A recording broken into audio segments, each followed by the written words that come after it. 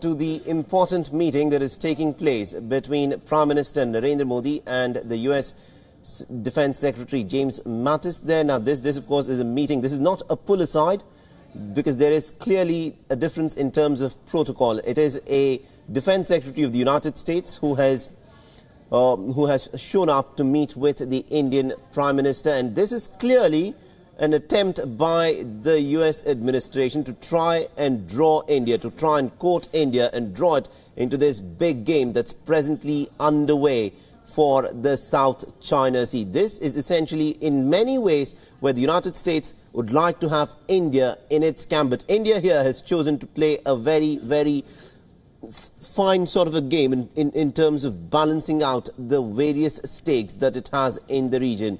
On the one hand, Prime Minister Narendra Modi in his keynote address yesterday stated that an Asia of rivalries definitely is not likely to fare better, and it is an Asia of cooperation which will redefine the 21st century, putting forth quite clearly to the Americans that India will continue with its idea of non-alignment, keeping equidistant from the powers which would like to fight it out, because this is essentially about the control for the South China Sea. Now, the United States, in a very significant and in a symbolic gesture, has decided to rename its Pacific Command as the Indo-Pacific Command. And these are some of the moves that are being played out by the two powers, China and the United States, to try and draw India into the game. But India has maintained its stand very, very clear that there has to be greater cooperation. Rivalries are not going to work. Rivalries at the end of the day will sap the energies of all the nations, and this is something which India has made it very clear in terms of what it would like to do in the South China Sea, where the United States has been trying very hard to try and draw India into the South China Sea. So these are the visuals that we're getting from Singapore of the Indian Prime Minister meeting with James Mattis, the US Secretary for Defense. It'll be interesting to see as to what are the issues that will be discussed. South China Sea will definitely be one amongst the key issues, and the Shangri-La dialogue is of course a very important dialogue held annually. Predominantly it is the defense ministers who take part in it, and this time round Indian Prime Minister Narendra Modi has delivered the keynote address at the Shangri-La dialogue, and with that has become the first Indian Prime Minister ever to have done so.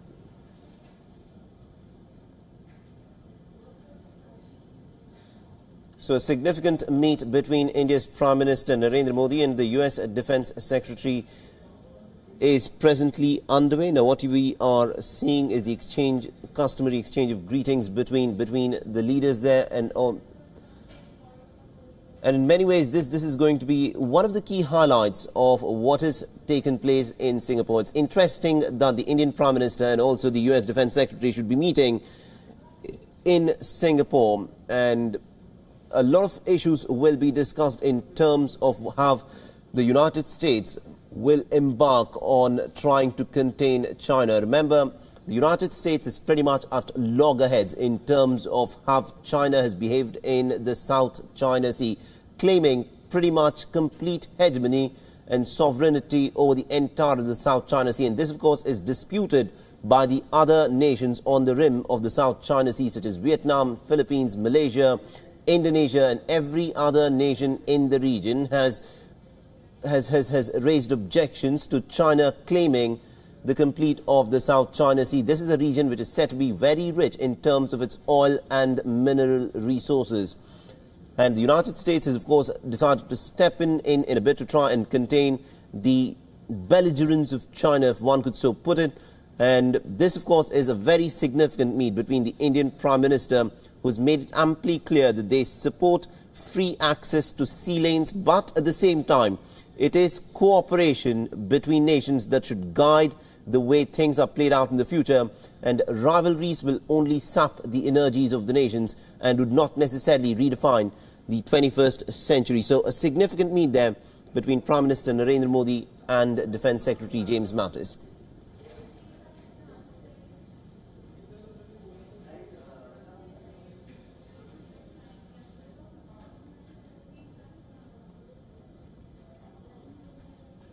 And also, interestingly, Prime Minister Narendra Modi had said that the Indo-Pacific region should not be a club of limited members and should not be a region where strategies between different nations are played out against each other. And he had stated, and I quote, India stands for a free, open, inclusive Indo-Pacific region which embraces us all in a common pursuit of progress and prosperity. This is what Narendra Modi had said, walking the fine line between not allying or sitting in any of the two camps, one of the United States and the other of China. Remember, India and China, which shares such a long border, the two nations which share such a long border, have their own separate, different set of issues. And the United States was hoping to try and draw India into the South China Sea conflict as well on the side of the United States. But that seems not to be happening, because the Indian Prime Minister Narendra Modi was also pretty vocal in terms of denouncing the protectionist measures that have been announced by US President Donald Trump in terms of the tariff wars that he has unleashed against several nations, predominantly against China and even members who were considered to be close US allies such as Canada, Mexico and the European Union as well, placing in tariffs of about 25% on steel and 10% on aluminium imports from these nations and regions.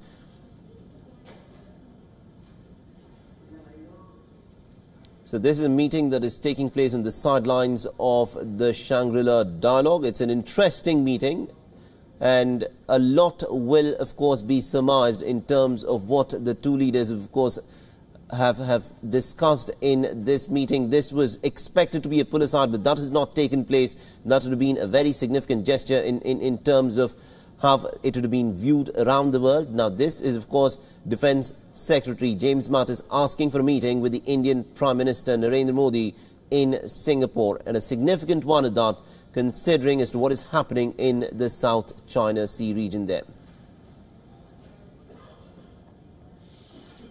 All right, now for more on this, we are joined in by my colleague Siddhant Sibil. Siddhant, good morning to you. This is a significant meeting between Prime Minister Narendra Modi and the US Defence Secretary James Mattis. It's a pretty significant meeting because we have seen India and US coming closer to each other in past few years, and we have seen this Shangri-La dialogue focusing on Indonesia. Yesterday, the Prime Minister spoke extensively not only on Indo-Pacific and ties with other countries, but also relationship with US. And today morning, Mattis spoke about India-US partnership. Lauded Prime Minister Narendra Modi's speech at the Shanghai Dialogue, and this, of course, meeting, we would be, of course, waiting for the readout, what transpired, because the 2+2 defense and the foreign minister meet is also expected to take place soon in Washington. The dates haven't been announced, but this is some meet which will, of course, give further momentum to India-US relationship, a relationship that has seen convergences taking place at a rapid rate. The PASCOM's name has also been now changed to Indo-Pacific Command of the U.S. Navy, which is symbolic, of course, but shows how both the countries are matching with each other on various issues, including the issue of security, the challenge that remains very important in the region, because China seems to be a threat, because it has its own policies, predatory economic practices that is leading countries in the region towards a mountain debt that also puts, and of course, we will be waiting for the readout. Absolutely, indeed, we'll be waiting for the readout. But Siddhant, considering the fact that, this is a meeting that is taking place in Singapore, the context is extremely important. It is the Shangri-La dialogue, and what is playing out is this increasing belligerence on the part of China in the South China Sea. Do you get a sense that the United States is essentially trying to draw India into this particular great game that is unfolding in the South China Sea? Well, that, of course, is the intention. U.S. needs ally in the region, and it has, in past few years, discovered India as its ally. Remember, Pakistan was a great ally of the U.S. in the region. Now, that's not the case, and even the diplomats in Islamabad are facing problem, and in Washington, both the diplomats, American and the Pakistani diplomats. But today, both the countries match each other in terms of economy. Both the countries have been saying they are natural allies. The Prime Minister yesterday said that India has shed the hesitations of history. There have been a number of bilateral visits. Remember, Barack Obama was the chief guest at the Republic Day parade when the Indian Prime Minister took over after 2014. And since then, there have been a number of bilateral visits. But China, of course, remains a worry, and that is what bringing US and India closer to each other. There has been talk of Quad, that is Alliance of Democracy, that has been put forward, though there has been only one meeting after the idea was mooted in past 2 years. That happened in Manila. And today, when James Mattis was asked about what is the future, he said that it's an idea whose time has come. So clearly that is something that will be important development in the region. Absolutely, indeed, Siddhant. That interesting inputs there by you. And meanwhile, I'm told that we are also joined in by our political affairs editor, Karthikeya Sharma, who's presently tracking the details very, very closely for us from Singapore. Karthikeya, the meeting has just begun. We are seeing the visuals of Narendra Modi and James Mattis sitting alongside each other and discussing several of these issues. Any information at all as to what's been discussed between the two leaders? So the meeting has just started, and obviously going by the account of Mr. Mattis' speech at the Shangri-La dialogue, it has to be about China, it has to be about ASEAN, it has to be about certain issues which are close to India. And obviously this Shangri-La dialogue is the Prime Minister's vision of a rule-based system, right to navigate. I think there is a convergence of idea that India and America will have to stabilize Southeast Asia, because China's aggression is not limited to Spratly's Island. China is aggressive when it comes to Taiwan. China has become aggressive when it's come to Japan. China has become very, very aggressive when it comes to Philippines. Even in Indonesia and Nuata Islands, Chinese patrolling has increased. China has fought a war with Vietnam. China has fought a war with India. You know, there's a whole Mekong Delta problem, because the river Mekong flows from South China.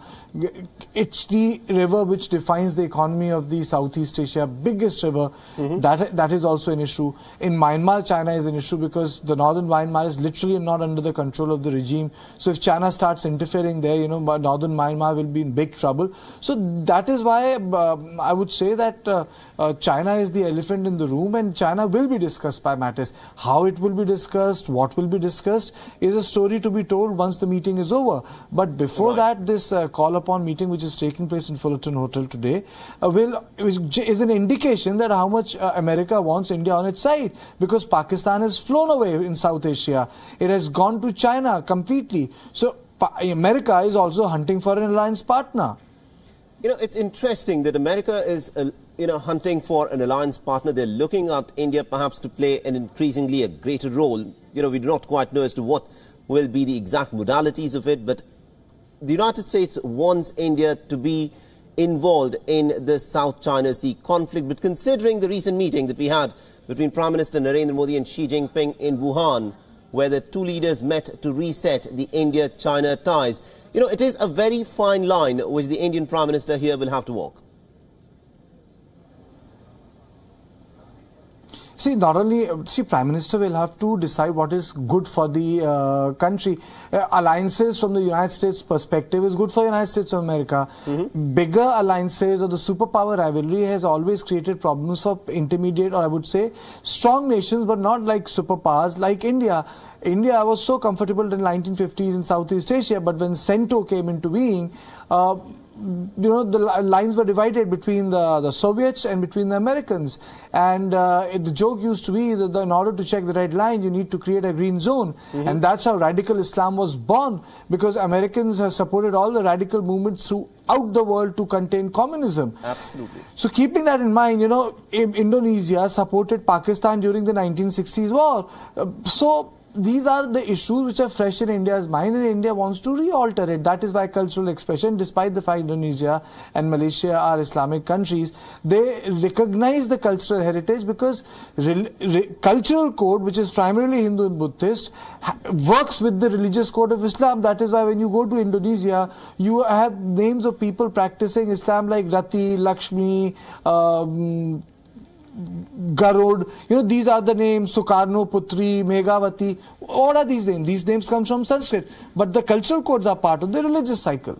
Absolutely, some interesting inputs there. Do continue to stay on with this, Kartikeya Sharma. Meanwhile, let's also look at the speech at the Shangri-La Dialogue in Singapore that US Defence Secretary James Mattis, where he has hailed India's role in maintaining peace and security in Afghanistan and also the Indo-Pacific region. Now, Mattis has slammed China for its policy in the South China Sea, saying that no one nation can dominate the Indo-Pacific region. Now, Mattis has said that China's policy goes against the US policies for open seas. Further commenting on India and the US ties, Mattis also said that the Indo-US cooperation goes well beyond the Indo-Pacific region. The Mattis has further elaborated that the United States is a natural partnership with India. For as Prime Minister Modi reflected last night, a commitment to common values must be a foundation, or even the foundation, upon which we build a shared destiny. Standing shoulder to shoulder with India, ASEAN, and our treaty allies and other partners, America seeks to build an Indo-Pacific where sovereignty and territorial integrity are safeguarded, the promise of freedom fulfilled, and prosperity prevails for all. Freedom for all nations, large and small, that need to transit those waters for their own prosperity, and they have every reason to do so. So we do not see it as a militarization by going through what has traditionally been an international water space. What we see it as is a reaffirmation of the rules-based order. And I will be going to Beijing to have further discussions on this at your government's invitation here at the end of the month. But I understand the disagreement. But it is not one on which we are unstudied, and we believe it's only appropriate that we keep those waterways open for all nations.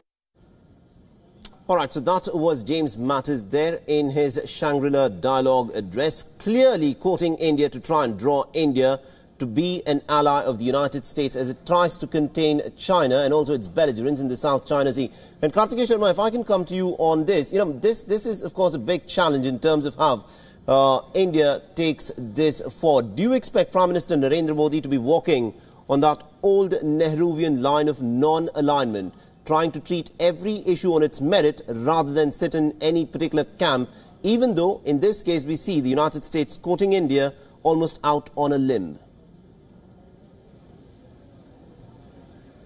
I think, non-alignment movement was product of its time. And that idea has passed away. The utility of NAM paid dividends. The NAM was born because Nehru could see the world divided into two power blocks. He wanted people to be not associated. So the third power block came into being, which claimed that it's not associated with anyone. But right now, India in itself, and the SAARC has also failed. So this another forum which has failed is SAARC. So what India has done is that India is trying to be part of multiple forums. Like, for example, it is part of the Shanghai Cooperation. It is part of, it is trying to integrate itself with ASEAN. There is another forum called Quad. India also made an entry into G20. So India wants to play its own strategic influence in multiple world forums rather than create a forum, be part of some other forum, and to nurse a forum to see it fail. SAARC has been the best and the worst example of it. So I don't think that NAM as an idea resonates with this dispensation, even politically. I personally feel that even ideologically, NDA and the NAM, they do not resonate. What is resonating in a bipartisan way between the leadership of the Congress and BJP is that Americans have to be engaged, Israel has to be engaged, and Southeast Asia has to be engaged in a bipartisan way. How you engage them, that is left to the leaders. But these three engagements will continue, and the umbilical cord with Russia will not be disrupted. It can somehow go down, it can come up, but it will not be disrupted. That is why 65% of our defense trade is still with Russia. Absolutely interesting points there. Thank you very much indeed, Kartikeya Sharma, for joining us from Singapore and getting us all those inputs. We'll of course come back to you as we get to know more details of the meeting between James Mattis and Narendra Modi.